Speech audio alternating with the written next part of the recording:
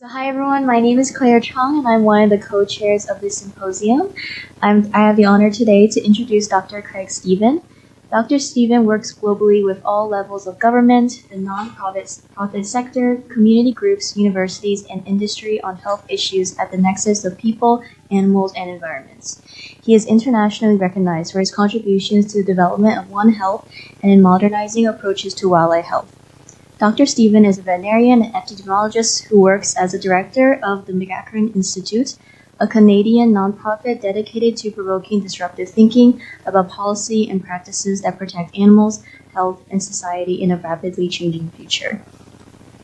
We would also like to give a big thank you to the Cornell K. Lisa Yang Center for Wildlife Health for bringing their inaugural speakers, Dr. Craig Stephen and Dr. Marcia Uhart, to our symposium, and their support as platinum sponsor in making this weekend possible. Here is Dr. Stephen with the need for more C.A.R. in wildlife health, consequences, actions, and reverence. Thank you very much. So just to check, you can hear me okay? Thumbs up? No, I'll assume you can. Thank you for the invitation to be with you today. I apologize for not being able to be there in person. Unexpected events prevented me from traveling this weekend. But I'm still going to share this talk with you. And this is about the idea for more CARs in wildlife health. So let me see how it's going to go down today. All right, that's not taking my slides aren't going down today. That's interesting. There we go. So I probably don't have to tell you as an audience about the state that wildlife is facing right now. Right? They have this global review of about 5,500 vertebrate species on a regular basis. And you can see in less than my lifetime, we had a 73% decrease in wildlife around the world. Some places like Latin America and the Caribbean is up to 95%. It's a pretty dire strait right now for wildlife. And what we're hoping to do is turn that around, right? You see this, steady decline in 2020, and there's this idea that, we'll start acting by 2020, we'll turn it around, and if we do all we're supposed to do by 2050, we'll have full recovery. That's a really wonderful idea and a hopeful idea, but we're really going to have to change what we do to get there because our status quo isn't really getting us to that recovery. So that means we need a renaissance, I would say, in wildlife health. What do I mean by a renaissance, right? It's not just, nice paintings and fancy carvings. A renaissance means a new growth in an activity or a new interest in something. And I can certainly say that in my over 30 years of career now, wildlife health has never had as much political, public, and scientific interest than it does now. And largely that's due to the association of wildlife with epidemic and pandemic diseases. You should never let large levels of interest go to waste. So we need to exploit that interest. We have that part of the Renaissance, it's a new interest, but now we need to think about new growth in the activity. During a Renaissance in general, three things sort of happen. We rethink what we're doing, renew the way we do it, and maybe revitalize our capacities. There's a surge in innovative ideas, and we re-examine established concepts. I'm going to talk today about maybe some things that we have to do to get us towards, thinking differently about wildlife health. So that's a big part of the Renaissance, and I think that's one thing that I've learned over my career. I'll have to say my most cited publications are never data papers. They're papers that deal with rethinking about things. There's a hunger out there right now for us to think about wildlife health differently. So let's talk today about CARs and the way it can help us usher in a renaissance. So the first step in the renaissance is to ask, why are we doing this? In general, and we're going to talk some philosophy, right? That's what the PH and PhD stands for, philosophy. So let's talk about a philosophy. In general, there are three reasons we do stuff as people. One is consequentialism. So that means we try to provide consequences that give the greatest good to most and the least harm to most. There's also something called rules-based ethics. In other words, society decides what's right and what's wrong. So we try to minimize what's wrong and maximize what's right.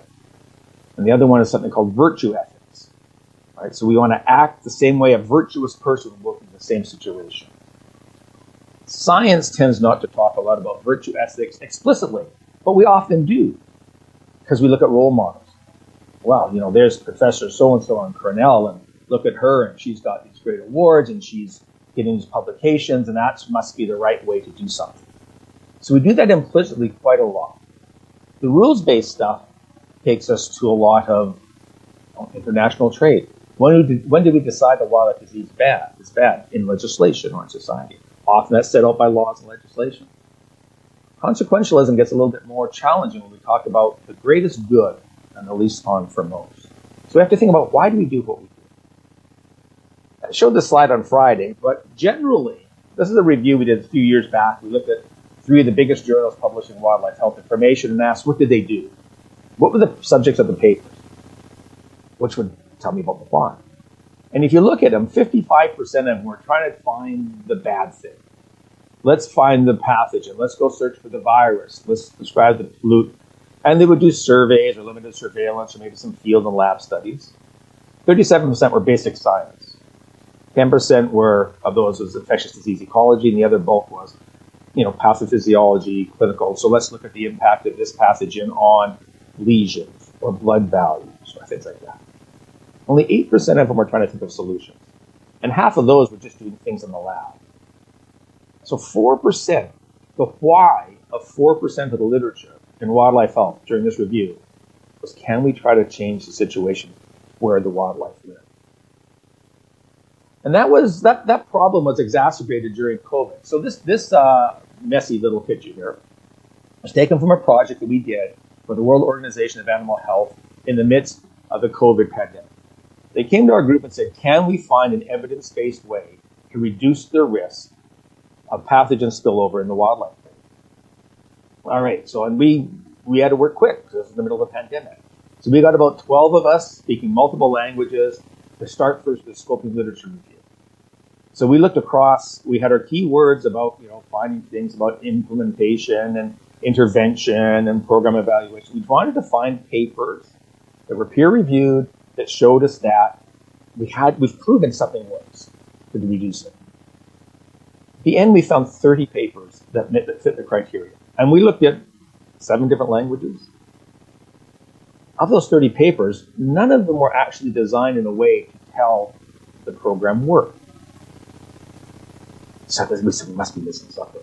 So we said, let's semi-systematically, let's look broader in literature to see any risk reduction programs or any evaluations of programs in the wildlife trade. So we went to 5 different databases, looked at the first 250 papers, each of those databases. There was not one paper where people had evaluated what we did to see if it worked. So we've got to be missing something. So we said, let's look at some of the big diseases. We looked at Ebola and avian influenza and tritiomycosis in amphibians. Lots of research there, lots of intention. 35 papers met the search criteria. Not one of them had been evaluated to see if they worked. Finally, we reached out to 26 world experts. Say, do you know anybody who has systematically and appropriately evaluated these programs to see if they work? And they couldn't. So we came to this conclusion that of the world's literature on wildlife health and risks around the trade, you could not effectively talk about, was the intervention effective, acceptable, feasible, and sustainable? And yet we had many, many experts advising governments on what to do. And maybe we're doing this based on opinion, not on good evidence. The other thing about why we do what we do is we look about why wildlife is dying. Right? So this little circular diagram shows you of species decline, that one I showed you from the beginning, from 1970 to 2010, that's 70-some-odd%. We can attribute 2% of it to diseases, 4% to pollution. 37% is overexploitation, right? You never think of, for example, going to the seafood market. That's the wildlife market at your grocery store, right? The seafood market. That's overexploiting global fisheries, for example. 31% habitat degradation. Habitat loss, 13%. Most wildlife health literature doesn't look at why wildlife are disappearing and the major sources of their decline. So if it's not looking at the things that are really killing off wildlife, and it's insufficiently generating information to say we can actually modify them, we have to think about why are we doing this? What is our why? So if the why is I want wildlife to be healthy, we have to ask ourselves, well, what do we mean by health? So that always starts with what is health? And again, for those of you who heard my Friday talk, I apologize for a bit of repetition here. But fundamentally, a modern definition of what health means, for whatever species, this works for species, this works for populations, this works for ecosystems. You must first meet the needs for daily living. Food, water, physical security. And for wildlife, physical security are things like habitat, migration corridors, things like that. You have to cope with all the crap that life throws at you during your life course. So you have to be able to deal with a disease when you get at it, right? So a deer can't go into the winter in New York with no fat on its bones because it's going to have a hard winter and it might get, something affecting it, or disease it has to deal with. A population has to have some biodiversity, so as conditions change, they can evolve and adapt to it, right? So we have to have some capacities, physiological, social, or environmental capacities, just to have options to deal with all the crap that throws at you. And then finally, you have to meet evolved or socially assigned expectations and functions. So in other words, we define a healthy deer population different than we define a healthy lamprey population, right? Because we want to hunt deer. We want lots of deer. This is why there's an explosion of white-tailed deer in North America, because people wanted more on the land for us to kill. People didn't want more lamprey because, they make our fish that we like to hunt look ugly and they kill them, right? So we assign that and then evolve, right? And this is why some animals are having problems with climate change, because their living conditions aren't meeting their evolved needs. So that means my little model of health in the body. There are individual characteristics. There are characteristics that result from the interaction with others, other species, within your own, other individuals within your own species. Then interactions within your biotic and abiotic environments. And those create connections. And those connections determine the capacities you have to adapt and the resources you have to deal with life, but they also determine the threats and susceptibilities you face. Those connections determine your biological, ecological behavior and social responses. If those responses are net positive, you tend to be healthy and resilient. If they're net negative, you tend to be vulnerable or diseased. But what's important about this model of health is it all depends. Because those interactions of connections will vary from a neonate to a geriatric. They will vary if you're an animal in a zoo versus an animal in the wild. So for example, here we did a project with the Vancouver Island marmot, the rarest mammal in North America. And they have basically three populations, free-ranging ones that do some captive breeding and holding and release, and some in the zoo.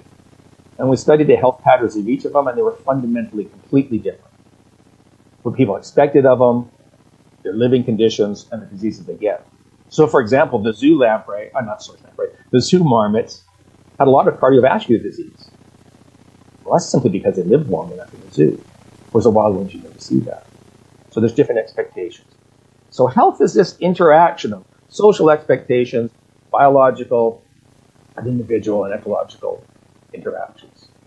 So how does that help me think about what success might be? In human population health, the definition of success is significant and sustained improvement in the overall health status of a population. So what's the health status? How do you measure that? So in people, they use things like increased life expectancy. Maybe that's not the same thing for wildlife. You don't want premature or cruel deaths or excessive deaths, right? You want to reduce disease prevalence, not just infectious disease. I always say that in wildlife health, we've really shifted over the last 30 years from pollution was the biggest disease problem facing wildlife to infectious diseases, because One Health has got us interested in diseases of people from wildlife. But don't forget, there's many types of diseases, not just infectious diseases. Decreased health disparities. In other words, we can't make one species healthier at the expense of others. We want to improve quality of life across the entire demographic within the community. We want to make sure that they have what they need throughout that changing life course. And then we have to be able to meet life expectations. And those expectations can no longer just be enough for us to kill and hunt. And that population health model of people is achieved through proactive strategies that work across all the determinants of health, provide a full spectrum of care, from clinical care to risk reduction to resilience building and thriving. So we need to start thinking about health from the socio-ecological model and realize that to be successful, we have to work backwards. So on the right-hand side are the impacts that people like to see as success. They want health security, economic security, and environmental sustainability. Those are determined by a population's ability to resist the harm that comes to it, bounce back from it, not be sensitive to it, in other words, minimize the likelihood it will be harmed, and decrease their exposure to bad things. Well, those outcomes are determined by those biological, ecological, social, behavioral responses and the life processes that evolution gives them. Those are determined by the circumstances of living the animals find themselves in, the threats and the vulnerabilities they're exposed to, and the capacities and resources they have. And those are determined by their health assets. And if you look there what your health assets are, they're not freedom from disease. It's the natural capital that's on the land. It's the social capital they have with each other and with humanity. It's evolved capabilities and their equity. And we'll come to equity a little bit more. Those resources for thriving combined with relationships with people, places, species, and generations. Those are the root causes of health. And those are largely ignored in much of the wildlife health literature. So what does all this mean in a One Health world? Right? Everybody's talking about One Health right now. So it really depends on how you look at One Health, right? It depends on your view of it. If you view where about 78% of the literature in One Health, as one of my students decided, One Health is that top picture where it's really about pathogens, people, and animals in a shared environment, and it's really about the objectives to keep people unsick, unharmed, well-fed, or wealthy. That's what most One Health is looking at, which is very different than saying One Health is trying to help all of them simultaneously, help the people, help the environment, help the animals. If you see this, the bottom right, this is a picture that we developed for wood buffalo in the north. So wood buffalo are a threatened species. Some have had some great challenges. Some populations are worse off than others. But where they live, you have people who are working on trying to sustain the wood bison on the land. And they're worried about disease because TB and brucellosis is an issue with bison. Anthrax as well. They're worried about how people are managing them. They're worried about pollution now because of the oil and gas industry up there and habitat change, particularly with development in oil and gas. In that exact same place, there are people trying to sustain the human use of nature, safe country food for people who live up there, culture integrity for indigenous populations, making sure that these diseases don't impact cattle trade, make sure that people can get oil and timber and other resources off the land. And in that exact same place are people who are trying to sustain ecological systems. They're worried about habitat connectivity and biodiversity and climate action and resource use policy. In my view of One Health happens at the intersection of those cross-cutting challenges. How do we actually find solutions where each of those three can win? Rather than most One Health in those bison where people say, let's look at tuberculosis because people can get sick from it. So when we start thinking about One Health a little bit differently, we realize that there isn't one health. There are always many healths in the same setting. Any place you live, you have multiple species, multiple individuals, all with different healths, because their contexts are different. Their different stages of the life course. Their connections are different. And we don't deal with those equitably. We focus on one population, one pathogen, and one problem often, and try to take an interdisciplinary approach. But that's not how nature works. Nature works with these shared, overlapping, interconnected, interdependent problems. And we have to look at them so fixing one doesn't harm another. So maybe in my mind, consequences for wildlife health are creating spaces that are shared, wildlife share with others, so it's healthy for all. To create what I call intergenerational and interspecies health equity. So the actions to protect the health of one species today should not compromise the ability of future generations or other species to meet their own needs. To not get focused on, I love dealing with dolphins. And forget, you can't look at dolphins without looking at fish. And you can't look at fish without thinking about krill. You can't look at those without thinking about water. And one isn't more important than the other. So consequential wildlife health, the business as usual approach, would be we will learn more and more about the disease, we'll detect it, we'll describe it, we'll track it. And if you look at the history of wildlife health in free-ranging species in much of the world, that is the history. We see it, we document it, and we watch it burn across the land through surveillance because we don't know what else to do. We get stuck with our veterinary tools of, well, I can't treat them. Think about what you can do for any disease. Mass slaughter, selective slaughter, isolation and quarantine, mass vaccination, mass treatment, environmental manipulation, social change.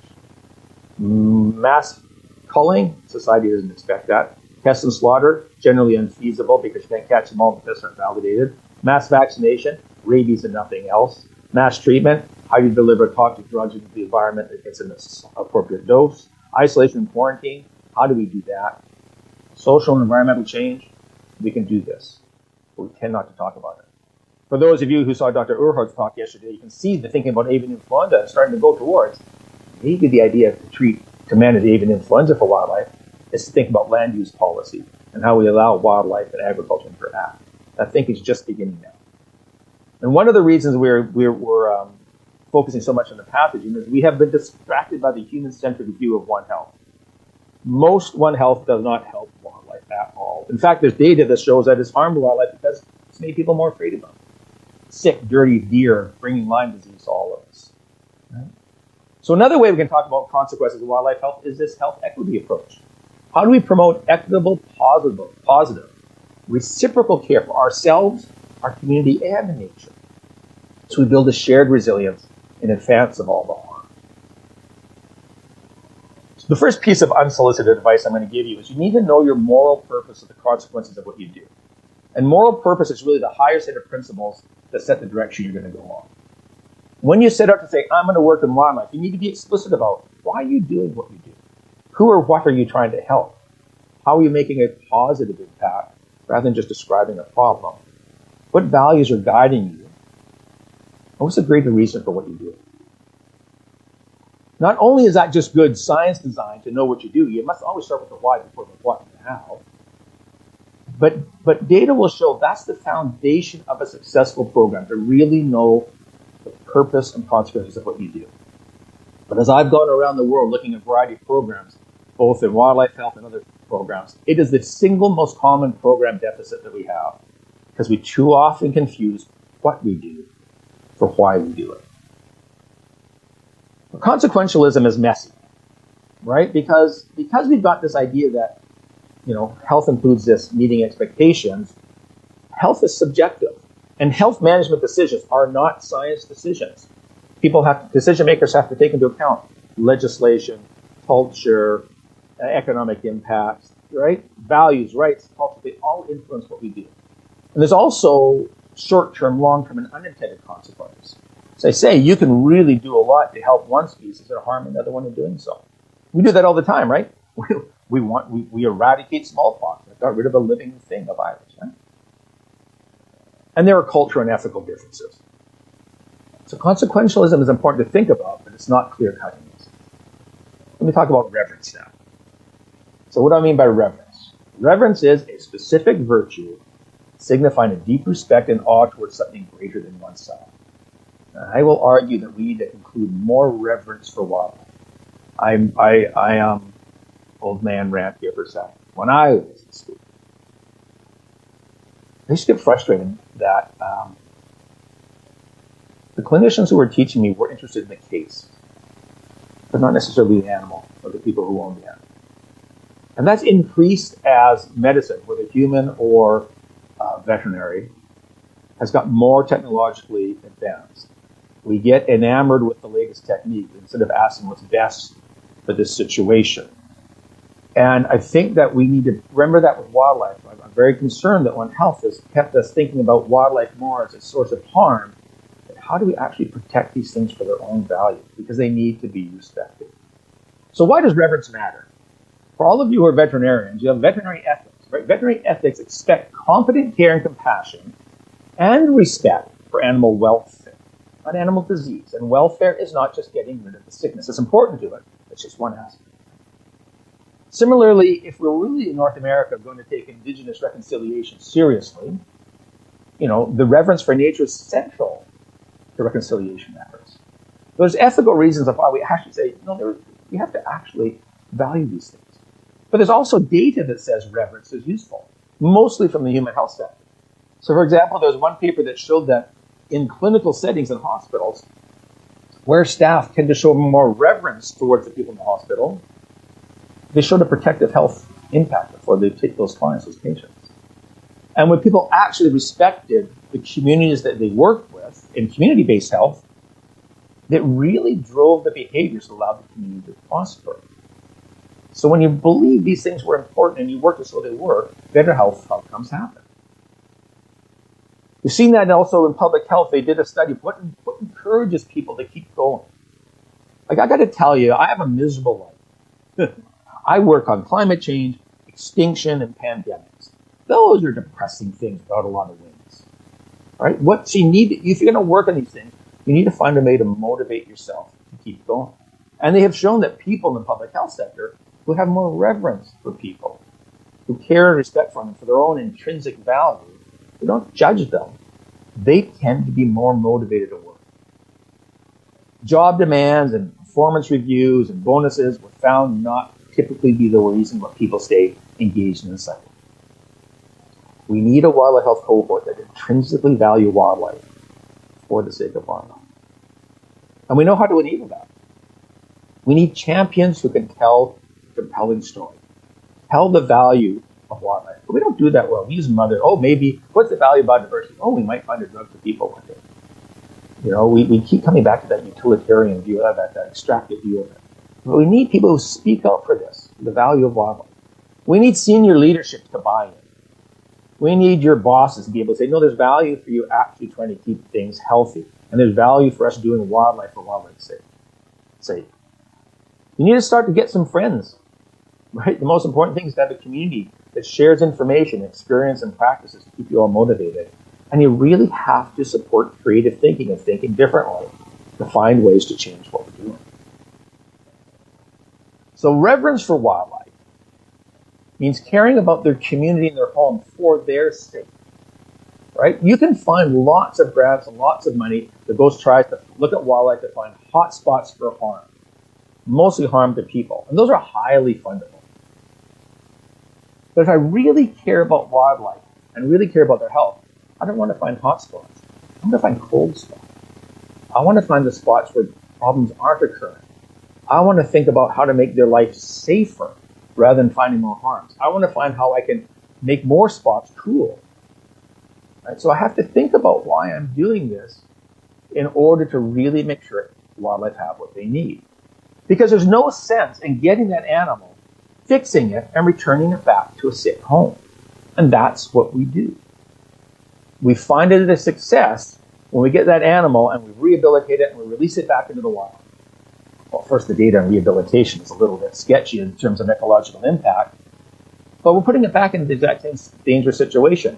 And to me, that's not good health care, right? We wouldn't do that. We learned in human medicine years and years and years ago that the number one way you keep people healthy seems like sanitation. More people have been saved from tuberculosis globally by improved housing than through any medication or vaccination. Food inspection has saved more lives than have fancy antibiotics that treat inherited diseases. You can't keep a population healthy if you put them into an unhealthy home. So that means reverence demands that you act throughout the wildlife into reality. So we talk about upstream, midstream, and downstream. Downstream is when you got the sick thing. Upstream is the cause of those causes. What that really means is you have to focus on things that keep them well and thriving. Don't wait for the problem. If you actually revere wildlife, keep them well. That's what I said I'm supposed to do as a veterinarian. Keep animals healthy. You need to protect the ecological and social assets so they can thrive. Now, when I say you, if you are a veterinarian, you're not trained in doing that. But you should be able to work with others. You should be able to be part of a team. Because remember, disease is the job of a specialist. Health is a team sport. And as the vet, you can take a role in trying to develop that team. Just like in herd health, you'll work with a virologist and nutritionist, but you're still part of looking at that animal population overall. You also have to work midstream, which in other words, we've got risks here.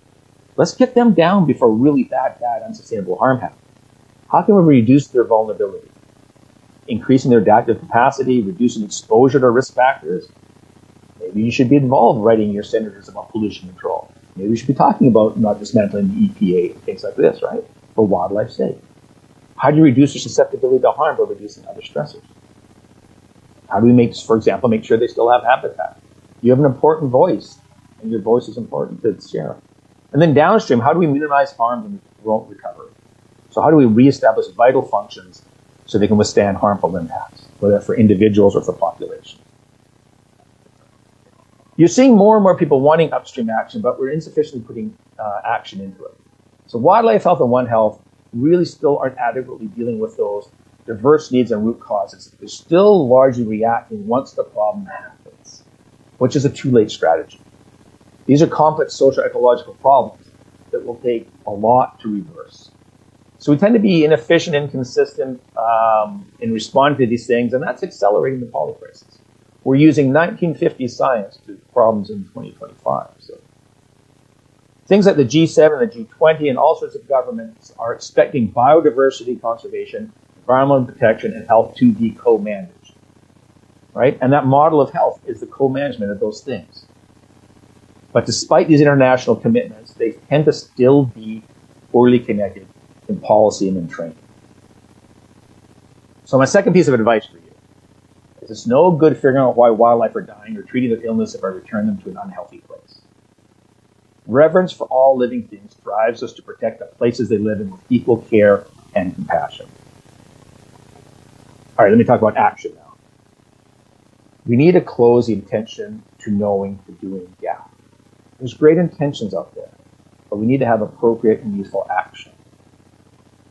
So wildlife health sort of gone through three phases. Phase one was, why is this dead? Well, actually, phase zero was the early days of fish and wildlife health, where people were interested in the parasites that they had. So they killed the wildlife to study the parasites. Then people got interested in what's wrong with the wildlife. So that's where pathology, clinical microbiology, and parasitology really started wildlife health, and still a large sway over much of wildlife health. Wildlife Health 2.0 was, well, let's do 1.0 plus saying, well, what's the problem doing? So we started doing things like surveillance, impact assessment, risk analysis. We're just beginning to transition to Wildlife Health 3.0, which is 1 plus 2 plus. How can we more effectively address root causes? How can we start talking about preventing problems, developing a culture of safety through collective action? That's sort of, I would say, this is just beginning now. You're at an interesting point of your career to start thinking about this stuff. But we have to remember, it's much different knowing what to do than how to do it. We saw that from that review during COVID. Very little work is done implementation science, because you can have the greatest idea in the world of how to save the world, but if you can't do it effectively, you're not helping. So we have to understand how we do something. It is as probably more important than knowing what to do. So what tends to affect the successful implementation of a program in general, right? And each of these things I bring up are critical and researchable questions, although you're looking at a career in wildlife health. I mean, there has to be an obvious need in society or stakeholders we have to be worked on. The solution you're proposing has to fit the circumstances you're trying to do it. So there's no guarantee that what works in Oregon is going to work in Idaho. And there's no guarantee that something that works in the US is going to work in Colombia, for example. So it has to fit the context. You need the resources to deal with it. And that's not just money. That can be intellectual resources, physical resources. You have to have evidence. We'll talk a bit more about that. People have to be ready for the change. You have to prime them. You have to know that this is worthwhile doing. And there has to be capacity to implement it. These are well established in the business world and all sorts of things, right? This little diagram is from a project that Dr. Jean Parmley from Guelph and I worked on, trying to help the International Livestock Research Institute rethink about what One Health might be. And we did the same thing. Let's go look at papers that actually try to evoke change and what was common between them when the change happened that they wanted to. First, I think to see all of the surrounding it is all of them work on the system rather than just a part. It goes back to what I was saying earlier. We can't just look at the disease here. You have to think about the context in which it lives. But look at some of those other things in there, right? You have to empower local people in innovation, be participatory, adapt to local conditions, use multiple ways of knowing and multiple ways of dealing with a problem. You have to be relevant to the partners in the community. You have to account for social influences. But up at the top, you have to pay attention to how to make it work. So you can see that getting your good ideas into practice is very different. It's very different to come and say, I have a good idea, you must do it. But to come in and say, we have a problem. What can we do together? And how can we make it work?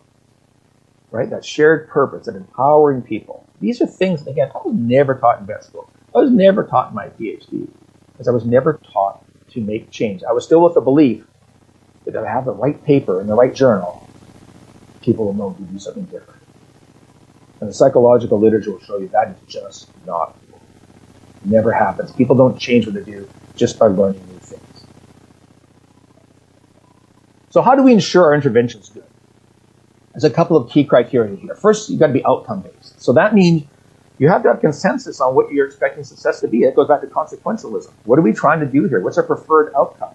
How are we going to see it's happening? What's our thresholds for acceptability? Like somebody wrote something the other day that said, we did something that's going to stop pandemics. I said, how do you prove that? I'm stopping the pandemic right now. There's no pandemic. Prove me wrong. Right? So we have to think about how do we actually measure incremental success. It has to be evidence-based, but evidence isn't just science. There's legal evidence, there's cultural evidence, there's experiential evidence. You have to have agreement on what type of evidence will drive your group and the standards of evidence that you're going to use to make your decisions. You have to be multifaceted. You've got to think multiple levels of prevention through multiple determinants of health throughout a whole continuum of care, from dealing with the deaths, dealing with the at-risks, keeping them healthy. What you do has to be adaptable. It's nice to have a standardized protocol and an SOP, but that's hard to do in a complex, dynamic, social and ecological system where wildlife health happens. So how do you customize those interventions? You have to be attentive. You have to be on the alert for unanticipated effects of what you do. The social effects, the ecological effects, the biological effects. Because you're changing a whole system when you're doing wildlife disease. And you've got to pay attention to that too. And then it has to be acceptable, legally, ethically, and culturally. And so there's things we can start to measure. These are standard measurements on the left-hand side of success criteria for projects. Utility, right? Basically that means, was it helpful under these conditions? Was this realistically done? Fidelity, did you get what you wanted to get? Acceptability, we talked about. Was it inclusive and ethical, unbiased, and frugal?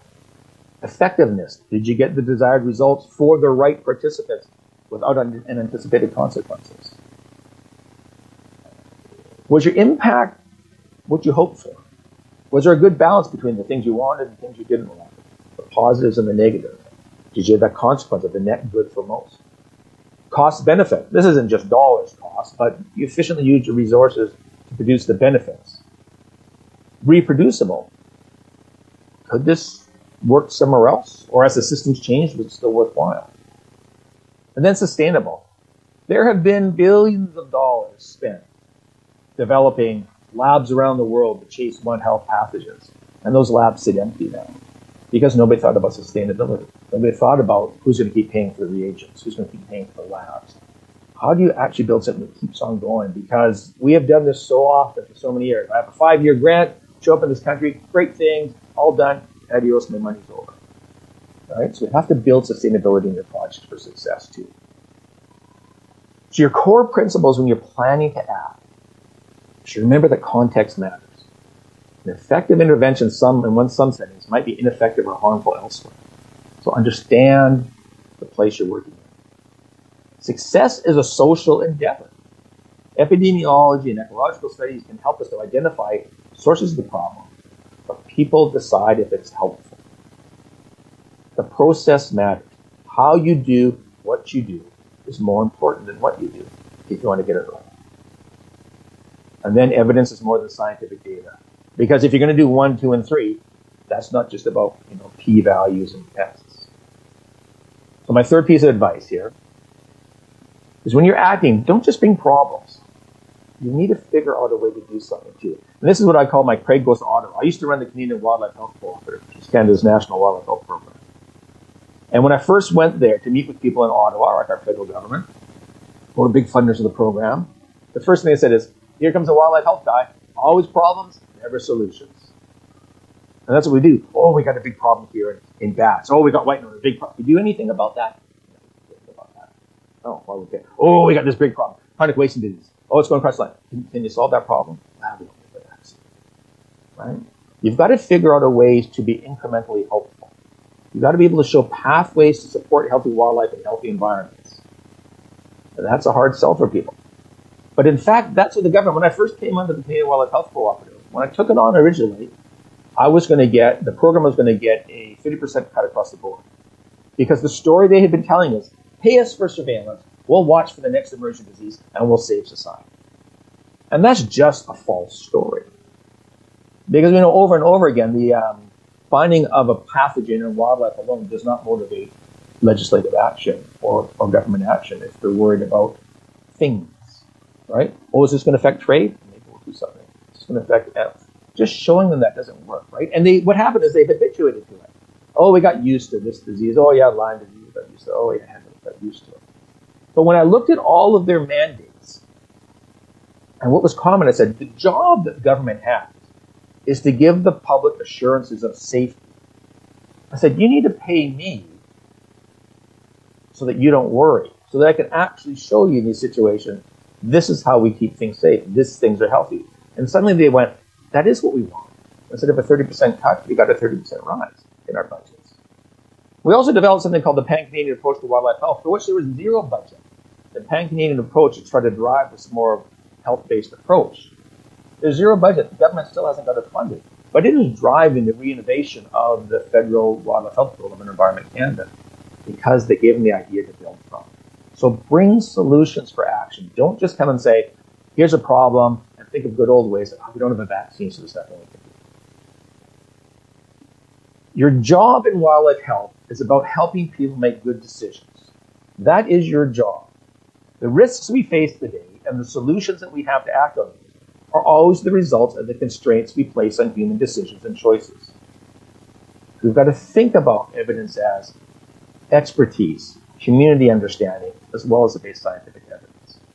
But you're a sociologist if you're in wildlife health, if you're a person who wants to try to keep wildlife healthy by getting people to act. This requires a program activity, not just a paper and not just a project. You need to understand how to create an enabling environment so it's easier for people to make those good choices.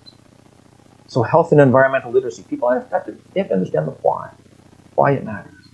Sometimes you have to work with legislators to compel people to do stuff, to not pollute, for example, not overexploit, for example. But you have to get the people you want to change the ability to do that so they can do it. They might need the knowledge, the tools, they might need some locally adapted resources. And you have to affect the system so they can keep doing it. So you really got to think about how do we overcome the barriers for people to care for ourselves, our environment, and our community and nature. Because this is a human problem. And none of us get trained for that in animal health unless you go on to do some specialized work. But you must be attentive to that, or have people on your team who can, if you want to close this gap between good intentions, knowledge, and action. Oops. So, last piece of advice. Advocacy is not a dirty word. Some people want to have science that's pure, that we just do this here and people live it. No, advocacy is not going out and, throwing paint at Teslas right now. Advocacy is strategies to influence decision makers on a particular cause or issue. And it's just recognizing that a scientific paper is insufficient. And advocacy is a crucial tool in health. Has been shown over and over again in public health. It will move your knowledge into action if you are nonpartisan, if you adhere to your professional standards, if you focus on the health impacts, if you're respectful of other people's views and other people's approaches, and you're founded on the necessary expertise that's needed to find an evidence-based response. So, summary. Seeing wildlife only as a source of hazards will always be too late strategy. We need ethical and pragmatic, there is ethical and pragmatic needs to care for wildlife first, for their own sake. Without interspecies and intergenerational health equity, there always will be win-lose situations. And nobody can afford to lose right now. Decisions aren't ready for a changing future when they only react to that present harm to one thing. Our current ways of doing will always relegate us to be retrospective geniuses. In other words, that's what I said, that's what I've done as a career. I get called in for a problem and say, oh, you shouldn't have done that. Right? Oh, I've got these risk factors. Oh, you shouldn't do that in the past. You won't be an agent of change if that's what we do. So we need to invest in implementation science and my made-up word of interproblementary, in other words, looking at multiple problems as they connect to each other. We need leaders, scholars, and practitioners who can do that. Wildlife deserves us to care about consequences, to think about actions, and to show them some reference. Thank you.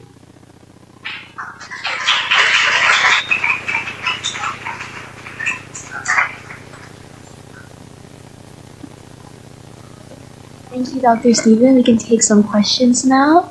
If people have questions, they could try to use the microphone in front of them, and then if Dr. Stephen cannot hear, then I can also say the questions.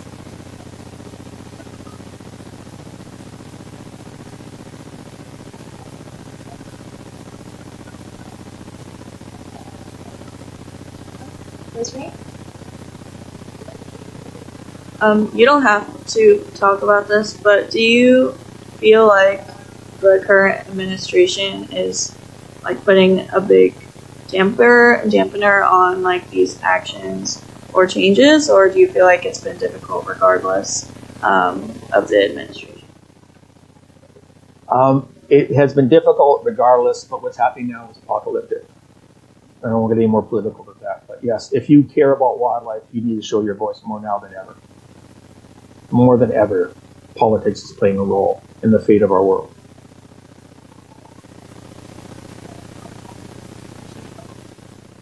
So the type of program evaluation that you were talking about in the beginning of your lecture, I feel like that tends to be in a very different domain than wildlife health and veterinary medicine.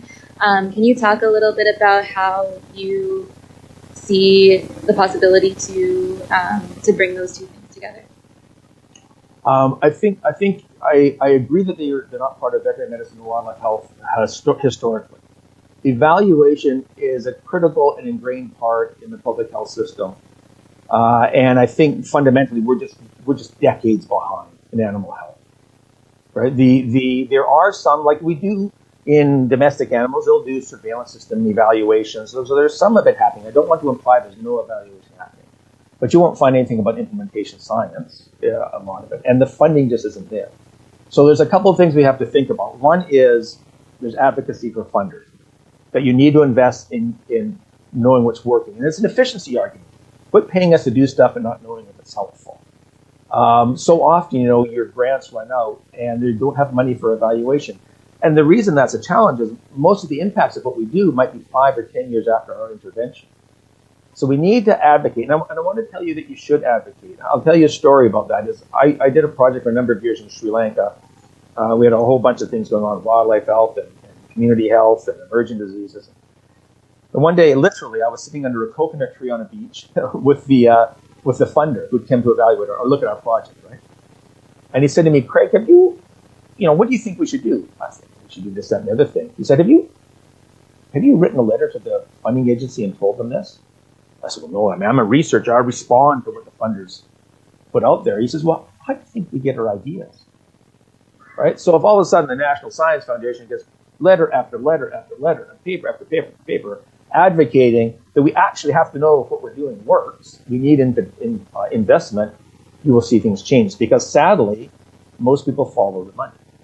The other thing to do is to integrate that into your program to begin with and pay attention to that and work with partners. You can still do evaluations, right? You can still do it. They might not be huge, they might not be big, they might not be the best, but we start the culture of doing that.